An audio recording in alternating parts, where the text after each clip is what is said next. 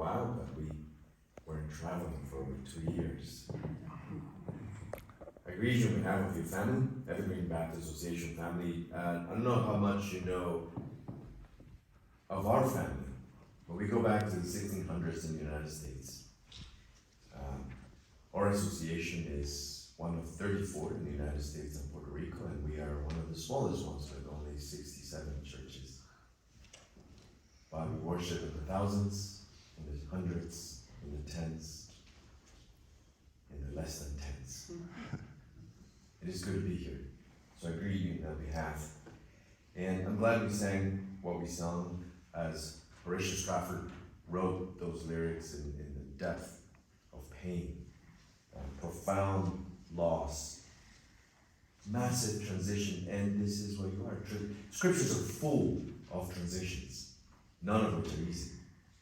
Sometimes they change even your name, such as with Abram and Sarai, who became Abraham and Sarah. Sometimes transitions bring you life, like they did with that couple.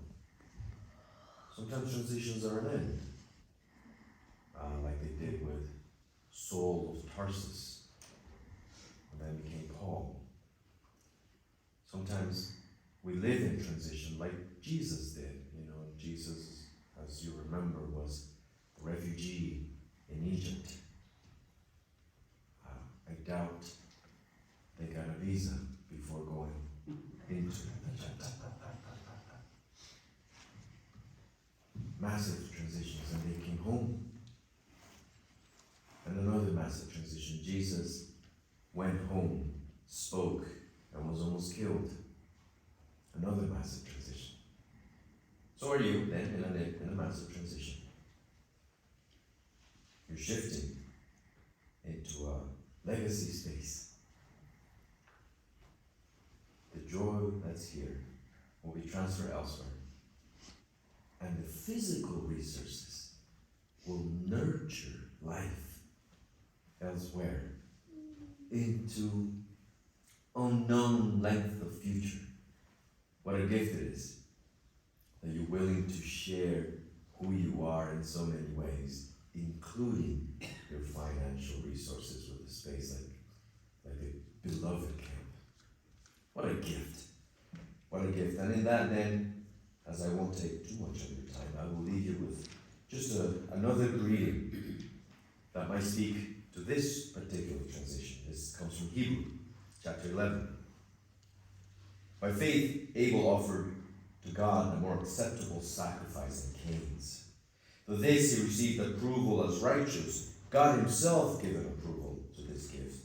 He died, but through faith he still speaks, as will you. By faith, Enoch was taken so that he did not experience death, and he was not found because God had taken him. For it was attested before he was taken away that he had pleased God, as have you. And without faith it is impossible to please God, for whoever would approach him must believe that God exists and that he rewards those who seek him. By faith, Noah warned by God about the events as yet unseen. And then I'll move a little bit lower because this is the part where I like you to share. By faith, Abraham obeyed, and he was called to set out for a place that he was not received, that he was to receive as an inheritance, and he set out, not knowing where he was going. By faith, he stayed for a time in the land he had been promised, as in a foreign land, living in tents, as did Isaac and Jacob, who were the heirs with him to share the promise.